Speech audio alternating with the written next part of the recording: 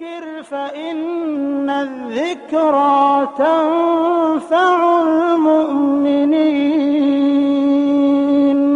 پس اے نبی ان سے رخ پھیر لو، تم پر کچھ ملامت نہیں، البتہ نصیحت کرتے رہو، کیونکہ نصیحت ایمان لانے والوں کے لیے نافع۔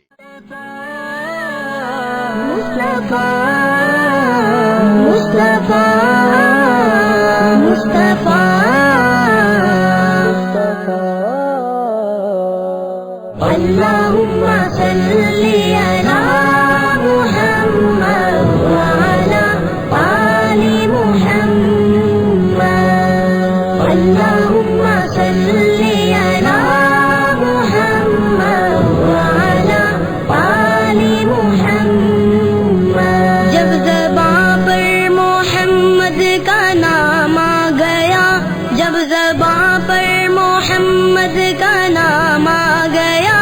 آسماں سے درود و سلام آ گیا،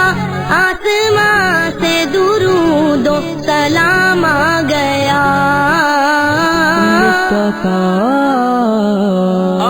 اللہم صل علی محمد وعلی آل محمد۔ اللہم صل علی للہ رب العالمین، والصلاة والسلام علی سید الانبیاء والمرسلین وعلی آلہ واصحابہ اجمعین، اما بعد، فقد قال اللہ تبارک وتعالی فی کلامہ المجید والفرقان الحمید، اعوذ باللہ من الشیطان الرجیم، بسم اللہ الرحمن الرحیم۔ وَإِذَا بُشِّرَ أَحَدُهُم بِالْأُنثَىٰ ظَلَّ وَجْهُهُ مُسْوَدًّا وَهُوَ كَظِيمٌ يَتَوَارَىٰ مِنَ الْقَوْمِ مِنْ سُوءِ مَا بُشِّرَ بِهِ أَيُمْسِكُهُ عَلَىٰ هُونٍ أَمْ يَدُسُّهُ فِي التُّرَابِ أَلَا سَاءَ مَا يَحْكُمُونَ۔ صدق اللہ مولانا العظیم۔ معزز سامعین، بزرگوں اور میرے عزیز ساتھیوں، میں نے پہلے یہ عرض کیا تھا کہ قبل اسلام عورتوں اور بچیوں کے ساتھ جو معاملہ تھا وہ انتہائی ذلت آمیز اور حقارت آمیز معاملہ ان کے ساتھ کیا جاتا تھا۔ ان کے ساتھ وحشت اور بربریت والا سلوک کیا جاتا تھا، اور کسی بھی مقام پر ان کو عزت اور کوئی مرتبہ نہیں دیا جاتا تھا۔ لیکن آپ صلی اللہ علیہ وسلم کی بعثت کے بعد اللہ کے نبی صلی اللہ علیہ وسلم نے عورتوں کو جو مقام، جو رتبہ، جو مرتبہ دیا، اس سے قبل اس دنیا کے اندر اور اس کے بعد بھی وہ مقام و مرتبہ، وہ رتبہ، وہ عہدہ، وہ عزت، وہ عظمت کسی قوم، کسی تہذیب نے عورتوں کو نہیں دیا ہے۔ یہ اور بات ہے کہ لوگ اسے تسلیم نہ کریں اور عورتوں کو گمراہ کرنے کی کوشش کرتے رہیں، لیکن جو حقائق ہیں وہ یہی ہیں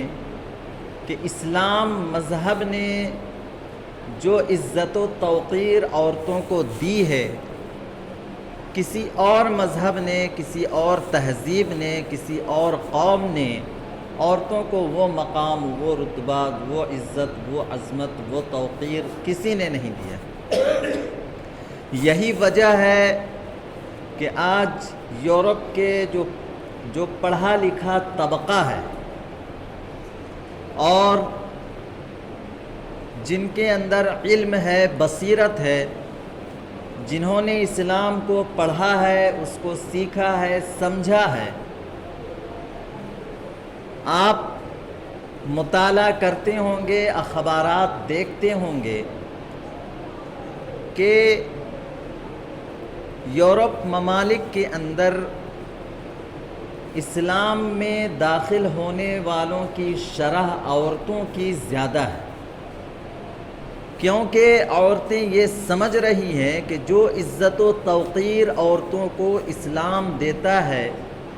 وہ کوئی اور مذہب، کوئی اور دھرم، کوئی اور تہذیب، کوئی اور کلچر نہیں دے سکتا۔ اسی سلسلے کی کئی حدیثیں میں نے آپ کے سامنے عرض کی تھی۔ اللہ کے نبی صلی اللہ علیہ وسلم نے فرمایا کہ جس کو اللہ نے 2 بیٹیاں دی ہو، 3 بیٹیاں دی ہو یا 3 بہنیں دی ہوں، وہ ان کی اچھی طریقے سے پرورش کرے، ان کو کھلائے پلائے پہنائے اور ہر طرح سے اس کا خیال رکھے، اللہ رب العزت کل قیامت کے دن اس کو میرے قریب رکھے گا۔ 3 بہن یا 3 بیٹیوں کی پرورش، 2 بہن یا 2 بیٹیوں کی پرورش پر یہ سارے فضائل ہیں۔ اسی طریقے سے ایک روایت ہے حضرت سراقہ بن مالک رضی اللہ تعالی عنہ کی، اللہ کے نبی صلی اللہ علیہ وسلم نے فرمایا، کیا میں تمہیں بہترین اور مقبول صدقہ نہ بتا دوں؟ جو اللہ کے یہاں سب سے بہترین صدقہ ہے، جو اللہ کے یہاں سب سے مقبول ترین صدقہ ہے، اس کے بارے میں تمہیں نہ بتا دوں؟ صحابہ کرام نے عرض کیا، اللہ کے نبی آپ بتا دیجئے ہمیں کہ وہ کون سا بہترین صدقہ ہے اور کون سا بہترین عمل ہے جو اللہ کے یہاں مقبول ہے۔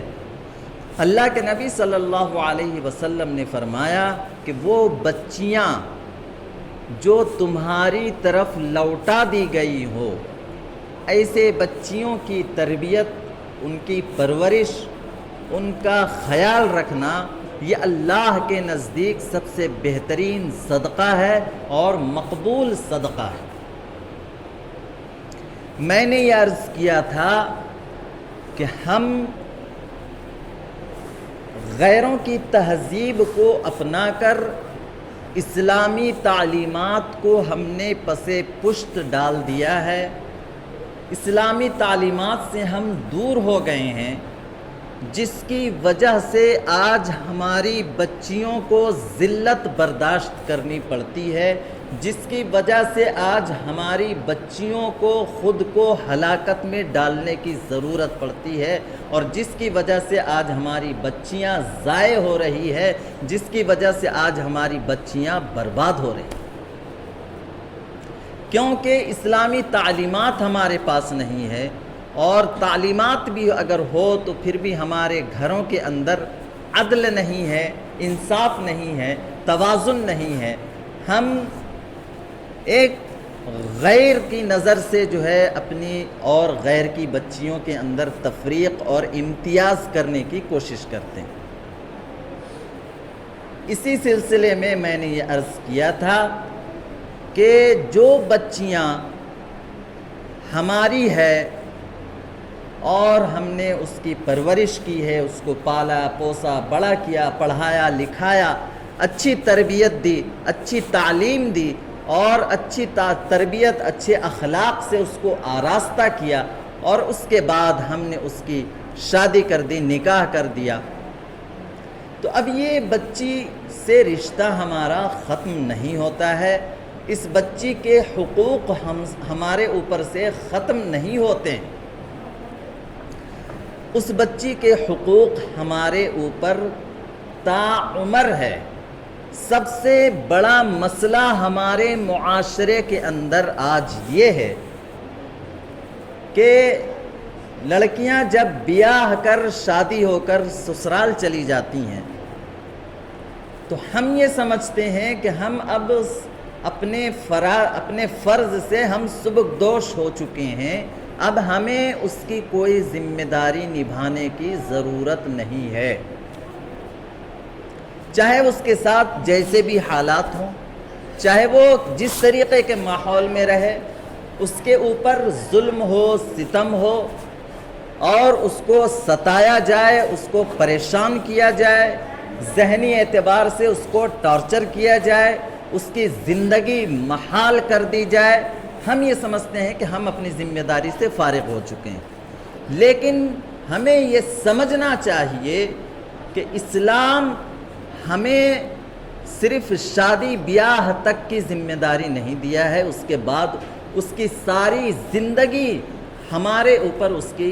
اس کے حقوق ہیں۔ یہ اسلام کی تعلیمات ہیں، غیروں کی طرح ہم اپنا پلہ اور اپنا دامن اس سے جو ہے نہیں جھاڑ سکتے۔ اللہ کے نبی صلی اللہ علیہ وسلم نے فرمایا کہ اگر بچی کی شادی ہو گئی، کسی وجہ سے اس کا معاملہ اس کے شوہر کے ساتھ یا اس کے گھر والوں کے ساتھ نباہ نہ ہو سکا، اور یہ بات ہم ذہن میں رکھیں کہ اگر ہم نے شادی کر دی ہے، بیاہ کر دیا ہے، بچی کو رخصت کر دیا ہے، تو اس کے جو حالات ہیں ان حالات کو ہمیں گہری نظر سے دیکھنا اور پرکھنا چاہیے کہ میری بچی کے حالات کیا ہیں، وہ کس طریقے سے وہاں زندگی گزار رہی ہے اور وہاں پر اس کے ساتھ کس طرح کے حالات آ رہے ہیں، اس پر ہمیں گہری نظر رکھنی چاہیے۔ یہ بات ہم اپنے عموماً یہ بھی ہوتا ہے کہ ہم یہ سمجھتے ہیں ہمارا رابطہ جو ہے صرف یہ شادی بیاہ کا جو معاملہ ہے، نکاح کا جو معاملہ ہے، یہ صرف لڑکا اور لڑکی کا تعلق نہیں ہے کہ ہم نے ایک لڑکے سے اپنی بچی کا جو ہے نکاح کر دیا، ہمارا رشتہ جو ہے صرف اس بچی تک محدود ہے۔ یہ بالکل درست نہیں ہے، بلکہ ہمارا رشتہ اس لڑکے سے، اس لڑکے کے گھر والوں سے، اس لڑکے کے خاندان سے جڑ چکا ہے۔ ہمارا رشتہ ان سارے لوگوں سے جڑ چکا ہے۔ اب وہ سارے کے سارے ہماری ذمہ داری ہے کہ ہم، اگر ہماری بچی وہاں کوتاہیاں کر رہی ہے، ہماری بچی وہاں کوتاہیاں کر رہی ہے اور کسی قسم کی وہ نافرمانی میں مبتلا ہے، تو یہ ہماری بھی ذمہ داری ہے۔ ہماری بھی ذمہ داری ہے کہ ہم اصلاح کی کوشش کریں۔ ہم اپنی بچی کو بعض والدین کی یہ ذہنیت ہوتی، وہ یہ سمجھتے ہیں کہ ہماری بچی غلطی کر ہی نہیں سکتی، ہماری بچی سے خطا ہو ہی نہیں سکتی، اور جو بھی غلطیاں ہو، جو بھی کوتاہیاں ہو، وہ سارا کا سارا جو ہے الزام پورا جو سسرال کے اوپر ڈال دیتے ہیں کہ سسرال والوں کی جو ہے کوتاہی ہے، ان کی طرف سے جو ہے کمی ہے، اس وجہ سے ہماری بچی پریشانی میں مبتلا ہے۔ یہ بھی جو ہے غلط ہے۔ ہمیں دونوں طرف کا معائنہ کرنا پڑے گا، دونوں طرف کی تحقیق کرنی ہوگی کہ کوتاہی در حقیقت کس کی جانب سے ہو رہی ہے، بچی کی جانب سے ہو رہی ہے یا اس کے شوہر کی جانب سے، اس کے گھر والوں کی جانب سے۔ اگر واقعتاً کوتاہی بچی کی ہو رہی ہے تو سسرال کے جو ذمہ دار ہیں، جو بڑے ہیں، جو سرپرست ہیں، ان کی بھی ذمہ داری ہے کہ وہ اسی طریقے سے اصلاح کی کوشش کرے، اسی طریقے سے اصلاح کی کوشش کرے جس طریقے سے اپنی بچی، اپنی اولاد کی اصلاح کی کوشش کرتے ہیں۔ معاملہ یہاں پہ اس کے برعکس ہوتا ہے۔ اپنے اولاد کو، اپنی بچی کو، اپنے بچوں کو بڑے پیار محبت سے جو ہے سمجھایا جاتا ہے، اس کی اصلاح کی کوشش کی جاتی ہے، لیکن اگر وہی کوتاہیاں، وہی غلطیاں، وہی غفلت اگر بہو سے سرزد ہو جائے تو پھر اس کے ساتھ غیروں والا سلوک کیا جاتا ہے، اس کے ساتھ طعن و تشنیع کرنا اور اس کو برا بھلا کہنا اور اس کو ذہنی اعتبار سے ٹارچر کرنا، یہ اس معاشرے کا ناسور بنا ہوا ہے، اور اس سے غیر دیندار طبقہ کو آپ چھوڑ دیں، دیندار طبقہ بھی اس سے محفوظ نہیں۔ تو یہ تفریق، یہ امتیاز کیوں ہو رہا ہے؟ اسلام ہمیں اس تفریق کی اجازت تو نہیں دیتا، اسلام ہمیں اس تفریق اور امتیاز کی اجازت نہیں دیتا ہے۔ یہ تفریق اور یہ امتیاز جو آج ہمارے گھروں کے اندر ہو رہا ہے، یہ غیر دینی اور غیر مذہبی اور دوسروں کے رسم و رواج، غیروں کا کلچر جو ہمارے ذہن کے اندر پیوست ہو چکا ہے، ہمارے ذہن و دماغ میں گھر کر چکا ہے، یہ اس ذہن کی پیداوار ہے کہ آج ہم یہ تفریق کر رہے ہیں اور اس بچی کو ہم اپنا نہیں سمجھ رہے ہیں۔ تو ایک طرف تو معاملہ یہ ہے کہ اگر کوتاہی بچی سے ہے تو اصلاح کی کوشش اس کے گھر سسرال والے بھی کرے کہ بچی کی اصلاح ہو، اور پیار سے، محبت سے، شفقت کے ساتھ اس کی اصلاح کی کوشش کرے۔ اگر اصلاح ممکن نہیں ہو رہا ہے تو اس کے ماں باپ سے، لڑکی کے جو ذمہ دار ہیں، سرپرست ہے، اس سے رابطہ کرے، اس کے ذریعے سے اصلاح کی کوشش کرے۔ اگر نہ ہو، دونوں مل کر بیٹھ جائیں، بیٹھ کر کے جو ہے اس بات کی کوشش کرے کہ اس کے اندر اصلاح ہو جائے، یہ جو ہے صحیح راستے پر آ جائے، اور اس سے جو ہے کوتاہیاں نہ ہو، اس سے جو ہے کسی قسم کی زیادتی نہ ہو، اس بات کی جو ہے ہمیں کوشش کرنی چاہیے۔ اور دوسری طرف اگر کوتاہیاں لڑکی کی جانب سے نہیں ہے، اس کے سسرال والوں کی جانب سے، اس کے سسرال والوں کی جانب سے، اس کے شوہر کی جانب سے ہو، یا اس کی نند کی جانب سے ہو، یا اس کے ساس سسر کی جانب سے ہو، جس کی بھی طرف سے جو ہے کوتاہیاں ہو رہی ہے، تو تحقیق کریں کہ واقعتاً یہ زیادتیاں اس کی جانب سے ہے یا اس کے سسرال والوں کی جانب سے ہے، یہ تحقیق کرنا پڑے گا۔ اگر واقعتاً یہ کوتاہیاں ان لوگوں کی جانب سے ہے تو لڑکی کے جو ماں باپ ہیں، اس کے جو ذمہ دار ہیں، ان کی یہ ذمہ داری بنتی ہے کہ وہ اس ماحول کو سدھارنے کی، اس ماحول کی اصلاح کی کوشش کرے۔ ان کے ماں باپ کو، یہ جن سے کوتاہیاں ہو رہی ہے، اس کو جو ہے مل بیٹھ کر پیار محبت سے جو ہے اس کو حل کرنے کی کوشش کرے، تاکہ لڑکی کی زندگی پرسکون اور عافیت والی بنے، لڑکی کی زندگی پرسکون اور عافیت والی بنے۔ لڑکیوں عموماً آج بچوں کی جو تربیت صحیح ڈھنگ سے نہیں ہو پا رہی ہے، اس کی بڑی وجہ یہ بھی ہے کہ اس ماں کو اتنی مہلت نہیں ملتی ہے کہ وہ گھر کے کام کاج سے، ذمہ داریوں سے، جبکہ اس کی ذمہ داری اتنی نہیں ہے جتنا ہم کسی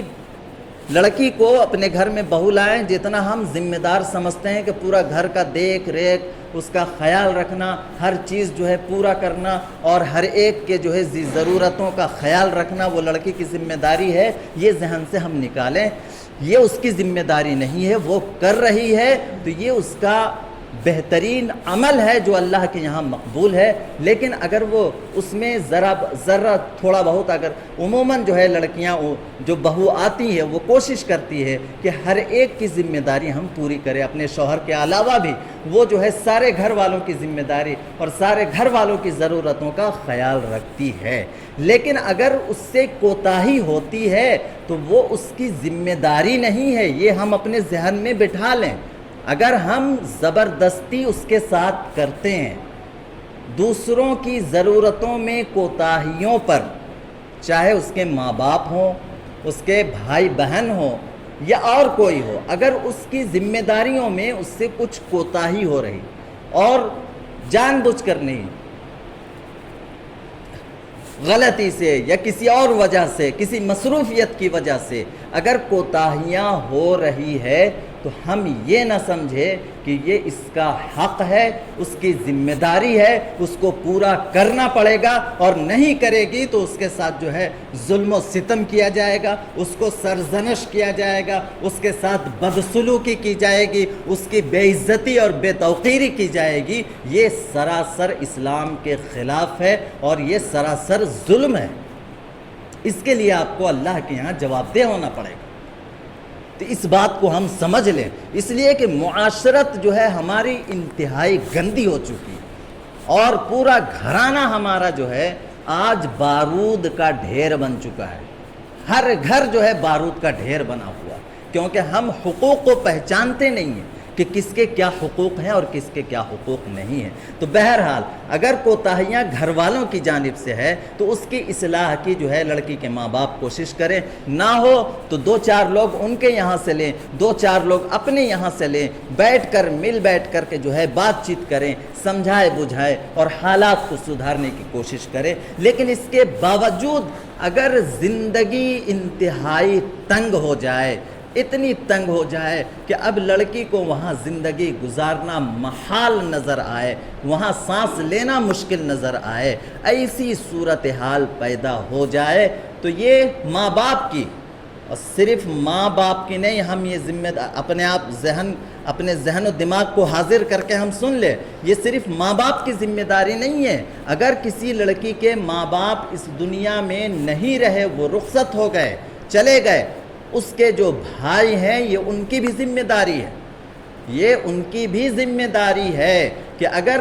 اس کی بہن کے ساتھ ایسے ناروا حالات اور ناموافق حالات اس کے ساتھ پیش آ جائیں تو اس لڑکی کو ایک امید اور ایک آسرا یہ اسلام دیتا ہے، یہ اس کا حق ہے، یہ لڑکی کو اس کا حق اسلام دیتا ہے کہ وہ جب ساری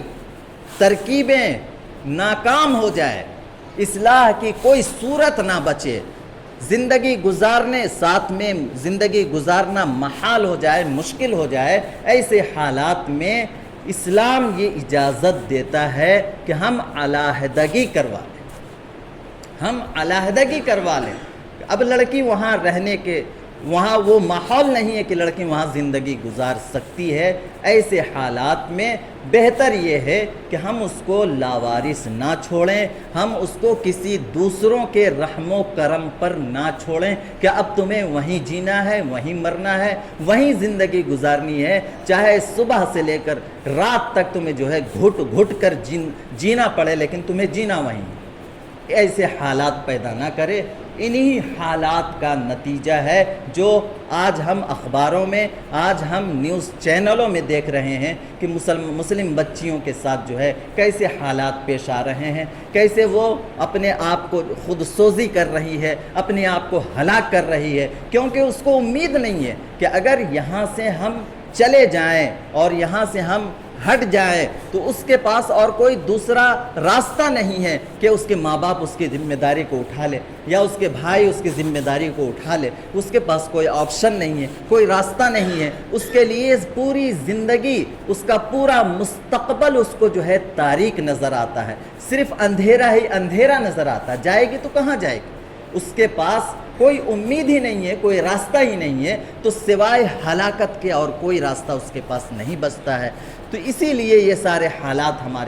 ہمارے سامنے آ رہے ہیں۔ تو میرے محترم بزرگوں، دوستو، ایسے حالات میں اللہ کے رسول صلی اللہ علیہ وسلم نے فرمایا کہ بہترین صدقہ، مقبول ترین صدقہ یہ ہے کہ تمہاری بچیاں، تمہاری عورتیں تمہیں واپس کر دی جائے، لوٹا دی جائے، تم اس کی دیکھ بھال کرو، اس کی پرورش کرو، اس کی ضرورتوں کا خیال کرو۔ یہ اللہ کے نزدیک بہترین صدقہ ہے، مقبول ترین صدقہ ہے، اور اللہ کے غضب کو یہ ٹھنڈا کرتا ہے، اللہ کے غضب کو یہ ٹھنڈا کرتا ہے۔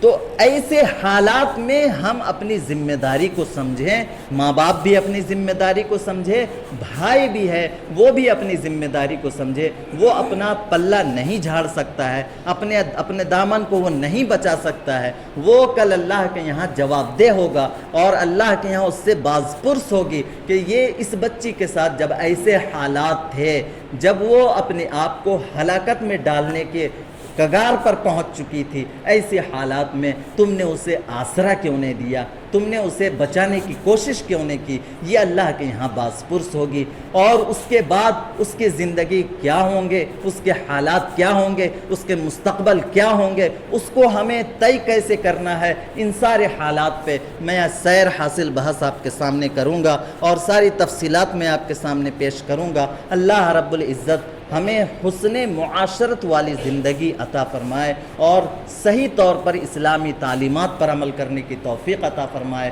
وما علینا الا البلاغ۔